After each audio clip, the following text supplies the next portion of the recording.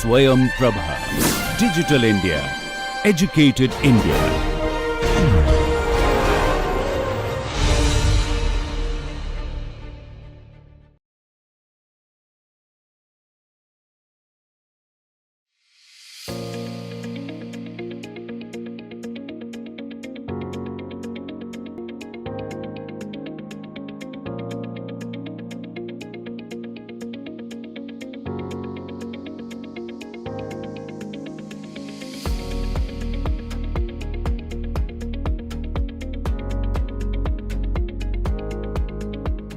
Welcome back to the course on Sociology of Resource Management.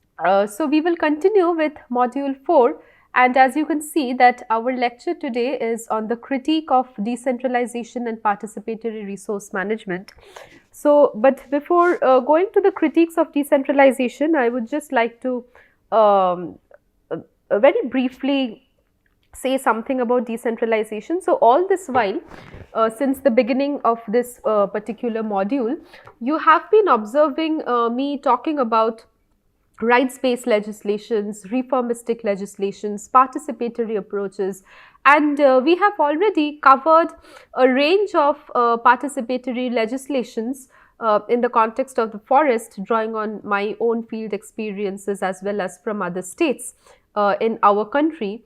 And something that you have seen, all of you have seen, had been the fact that in common, almost all of these rights-based policies talk about distribution of power. So, they are talking about the fact that top-down approaches would not work. Bureaucratic approaches which are designed from the top, which are designed by the state, is not very easy to be implemented in particular local contexts without active support of the resource users. For example, we were talking about the forest dependent communities, and I also told you about the fact that during the 1970s and 1980s, due to the continuous processes of eviction and displacement of the tribal and the non-tribal communities from different parts of the forest due to legislations like the Wildlife Protection Act, then the growing notification of the forests. So, there was also a growing antagonism between the communities and the state, and the bureaucratic officials and primarily the forest department realized that there has to be some kind of power distribution, there has to be some kind of benefit sharing, there has to be some kind of accountabilities devolved to the people who are depending on these resources for their livelihoods.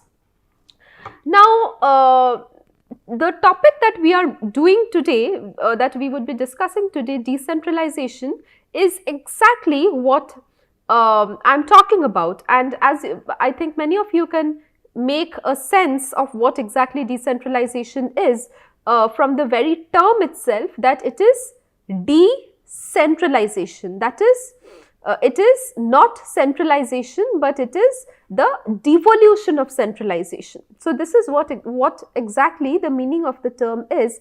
So, any kind of decentralization, be it resource based systems, be it other kinds of systems. So, it is not always necessary that decentralization would apply to the forests or the rivers or the other kinds of resources, but decentralization as a term can apply in terms of any context where there is a planned distribution of power from the higher levels of the authority to the lower levels. Now, by telling this, we also need to understand the fact that there can be different kinds of decentralization. So, I would be talking about all of them.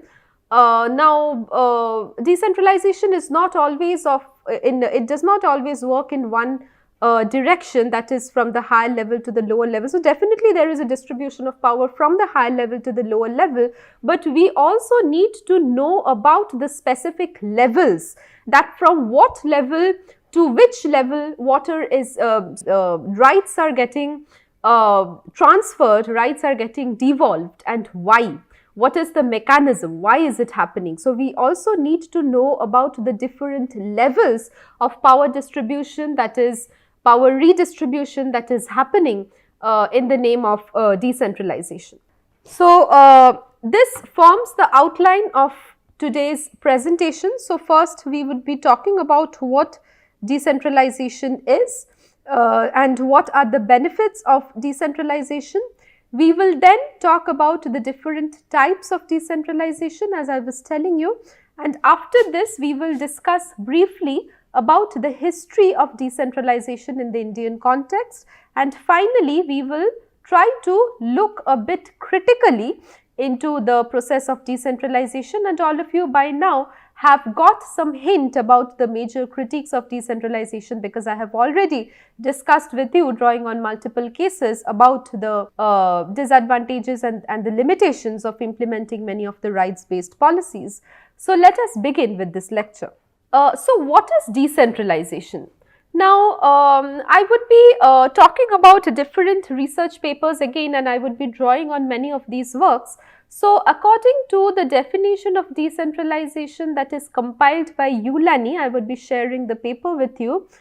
The term decentralization is used to cover a broad range of transfers of the locus of decision making from the central government to the regional, municipal or local government. So, as I was telling you, that we also need to know about the levels, about the different levels of power transfer. So, this is exactly what Ulani says in this paper, that this term decentralization actually is a holistic term which covers a broad range of power transfers from the central government to the local level, to the regional level, to the supra-local level, to the municipal level, and different other kinds of levels. So, there is another definition that is offered by Morel in the same paper by Ulani. So, this definition is that decentralization is the means to allow for the participation of people and local governments. So, we can say, and again I would be drawing from this paper, that decentralization basically stems from concerns regarding democratic governance. So, with the growing realization of the fact that governance has to be made much more equitable, governance has to be made much more democratic, it is believed that decentralization would be one of the most effective policies, because it can ensure the provision of social services that meet the ends of the constituents in a given locale. It would draw on local knowledge, it would give interests at local level a stronger sense of ownership over projects and programming, and it would make them much more sustainable. It would enhance the public accountability of bureaucrats, elected representatives and political institutions, thus ensuring greater responsiveness in the government. It would promote local self-reliance and promote monitoring, evaluation, planning at the local level, and enhanced community participation in decision making.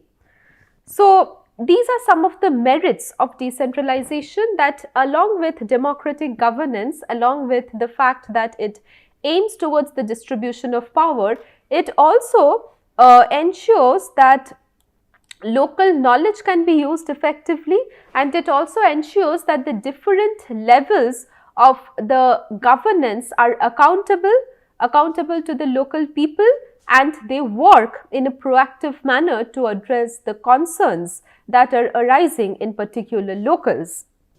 Now, let us take a look at the different types of decentralization as I was talking about. Now, according to Ferguson and Chandrasekharan, there are various types of decentralization. So, the first type is something that is referred to as the deconcentration. So, deconcentration is the transfer of administrative responsibility for specified functions to lower levels within the central government bureaucracy, generally on some spatial basis.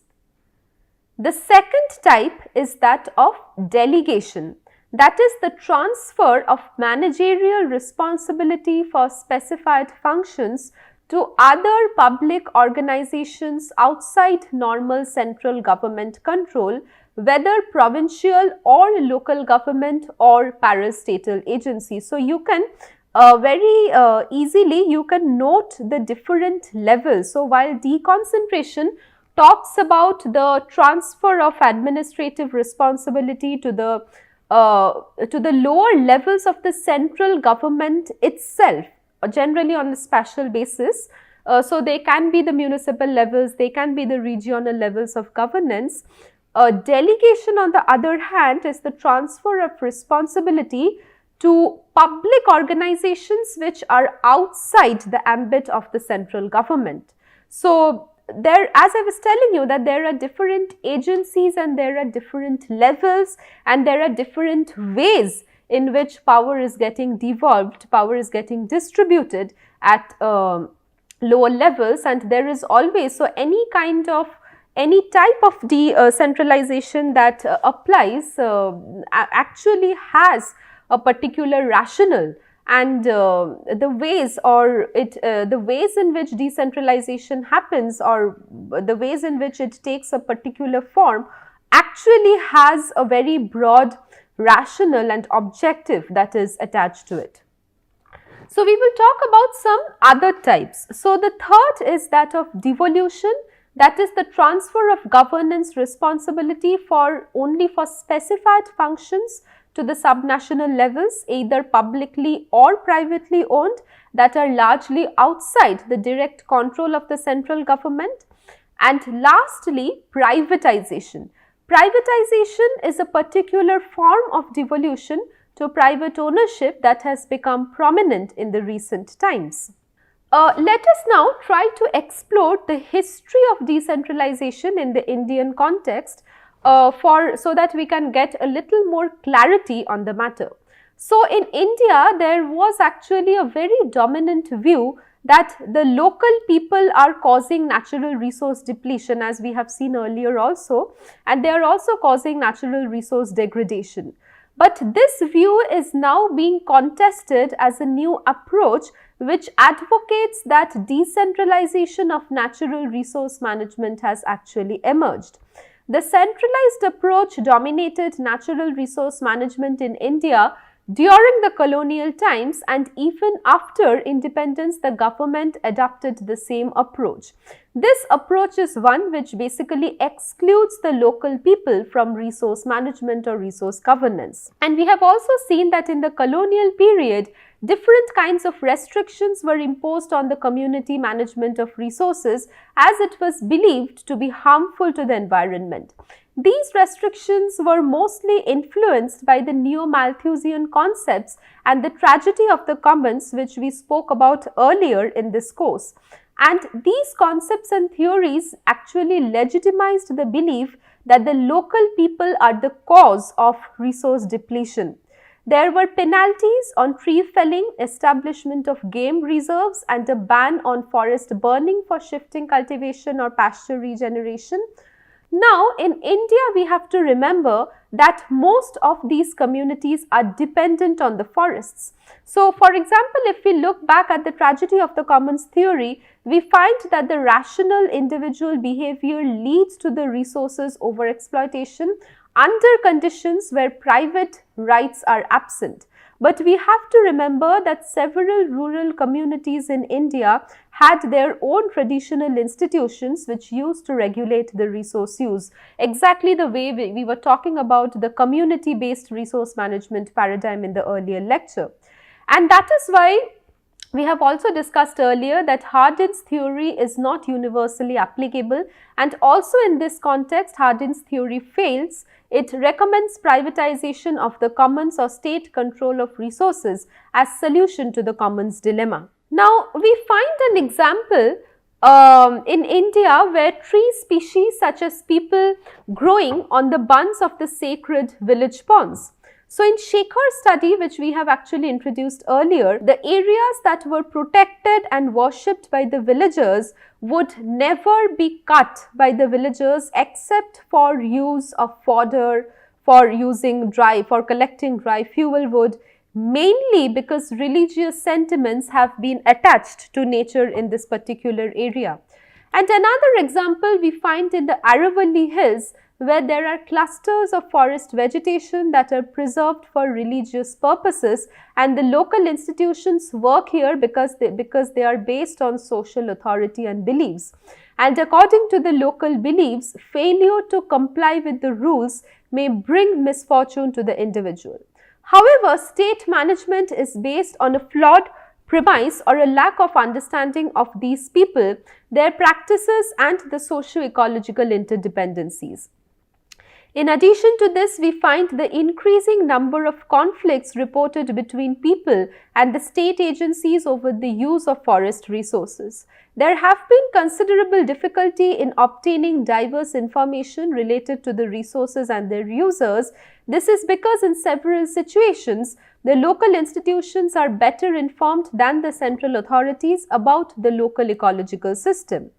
On the other hand, obstacles do exist even in this kind of self-governance in the ways of managing the commons. For example, communal management may be impractical where resources are migratory or of overlapping jurisdictions, as in the case of wildlife resources or fisheries. And this sets limits to communal management where claims such as the special rights of the people who depend on a particular resource conflict with those who are the new migrants in the area. There could also be new challenges from the outside world or macro level systems which lead to privatization of common property and the generation of community management at the micro level. Community-based resource management system also finds it problematic to operate effectively in the face of expanding commodification of nature, where extraction of raw materials for national economic development is a priority. So, we already spoke about the fact that in post-independence India, the national government had chosen a centralized management of resources, and any kind of local use of resources was defined as wasteful, and there were purely technical solutions such as a ban on tree felling, grazing, and physical pencils were applied to check the resource use. And as a result of this, it has actually caused more damage to the forests by disrupting the traditional management and converting the common property regions into open access. And there had always been several problems that had actually come up when the implementing policies and questions of social equity and environmental justice had been very complex and very difficult to address. And even in joint forest management, we find that the participatory role is not very clear. The real question here is, will the local community really be involved in decision making? So we have already seen that in the case of joint forest management policy, the state defines the rules and the terms of partnership, and in the case of the village forest protection committees, we may find vested interests of the rural elite to dominate, and often this group might not include the actual resource users. So, whose interests are actually being represented? This is again a question that is time and again being asked. And also it again prompts us to ask that whether the policy has not taken into consideration the major differences that may exist between the villages and the constraints involved in group organization. And there is obviously a major weakness in the context of representation of women in many of the village forest protection committee. Now, let us try to look into some of the major problems of decentralization. Now, we find in India that there has been considerable pressure which has been exerted by various people's movements and NGOs for both decentralized management of natural resources and increased people's participation. And in the recent years, we had found that the administration has actually initiated decentralization of natural resource management by establishing some guidelines for devoting decision-making powers and central government funds to the lower administrative levels. However, due to economic globalization, what we find is the opening up of local economies and local natural resource management in parts of the country that has now become geared towards commercialization without attention to the needs of the poor as well as the needs to protect the natural resources. There is no doubt that the weaker user groups tend to be disadvantaged in the conflicts regarding resource allocation. And in an attempt to creating a more market-friendly economic framework, the state have been encouraging a greater role for the private sector and thus allowing resource management regimes in various areas to be oriented towards specific user categories of particular environmental resources. For example, in several parts of India, poor resource users have been losing their customary access to village commons as these areas have been given away to commercial farming cooperatives for pasture cultivation. In many states, apart from that, bureaucrats and members of legislative bodies have thwarted the devolution of adequate resources, powers and authorities to elected local government or Panchayati Raj institutions. Aside from this, the constructive implementation of both the Panchayati Raj and the sectoral natural resource management forms of decentralization have been frustrated by the political strife between central and state government. Out of the fear of different kinds of squabbles that might ensue, some Indian panchayats have even appeared to be reluctant in engaging in community-based forest management. Several authors have also stressed that only technical paradigms in and of themselves which may leave a strong imprint on the current prevailing approaches towards decentralized and participatory natural resource management. Then again, we have already talked about bureaucratic reification, which occurs by placing communities and user groups which are conceptualized as spatially and socially bounded entities in conservation and resource management. There are also different kinds of harmful implications. So, for instance, we have seen that in several cases of, in the case of joint forest management, for instance, while these kinds of policies, decentralized policies, have been receiving enormous funding and financial support from the global monetary organizations, we can see that the marginal classes, the politically and the economically marginalized classes, maybe different gender groups and then the marginalized castes, they always remain out of the ambit of these kinds of decentralized policies. And while in the recent years we have found that there have been several very ambitious documents and policy prescriptions on the ways in which decentralization actually works, but in the ground realities in many cases are actually different than what is being projected, because while I personally feel that while decentralization can be extremely effective if it is implemented in a equitable and a systemic manner, the recent political reasons and different kinds of resistance from multiple interest groups towards the proper implementation of decentralized policies have actually limited the very rich potential of the decentralized policies in the ambit of resource management. So, let us quickly summarize all that was discussed in today's lecture. Decentralization refers to the transfer of power from the central to the local levels. Decentralization can be of different types: devolution, deconcentration, delegation and privatization. For decentralization of resource management to be successful, we need well-organized local bodies and civil society groups capable of articulating the diversity of local interests, particularly of the marginalized categories. So, I have used a large pool of references while delivering this lecture, and all of my lecture contents can be found in this list of references from which I have actually drawn the materials. So, I would again suggest all of you to go through these very important papers on decentralization so that you can get a holistic idea on how decentralization operates and what can be the ways in which decentralization can be made much more effective.